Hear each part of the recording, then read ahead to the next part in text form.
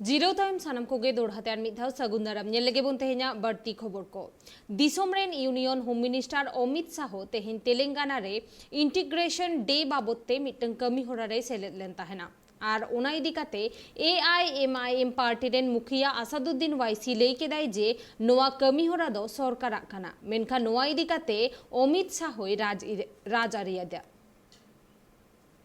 कोई गाली देंगे, कुछ नहीं बोलेंगे, वो हमारा नाम लेंगे, मजलिस का नाम लेंगे, रजाकार बोलेंगे, कासिम रजवी बोलेंगे, इतना ही बोलेंगे, कुछ बोलते ही नहीं है।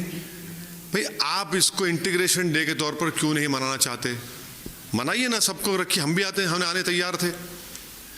8 साल से आपकी सरकार है, आप नहीं मनाते। वाजपेयी जी की सरकार थी 99 से 2004, आप नहीं मनाते। अब इसलिए मना रहे हैं क्योंकि आइंदा साल लोकसभा असेंबली के चुनाव हैं और बीजेपी यहाँ तीसरे नंबर की पार्टी भी नहीं बन पा रही है, जमीन खिसक रही है, तो इसलिए आप ये कर रहे हैं। अरे आप इंटीग्रेशन से, आपको इंटीग्रेशन से नफरत क्यों है बताइए? नहीं कब तक आप कब तक ओवैसी को इस्तेमाल करेंगे? आप कब तक मेरा नाम लेके तेलंगाना के लोगों को डराएंगे?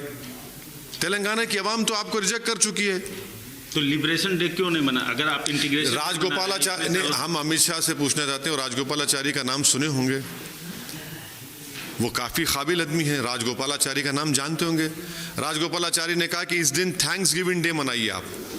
तो इंटीग्रेशन का जो स्पिरिट है वो थैंक्स गिविंग ही तो है, आप क्यों नहीं मनाना चाहते उसमें? अच्छा, ये अमित शाह भी बता दें कि कौन RSS का भाजपा का आदमी था उस लड़ाई में।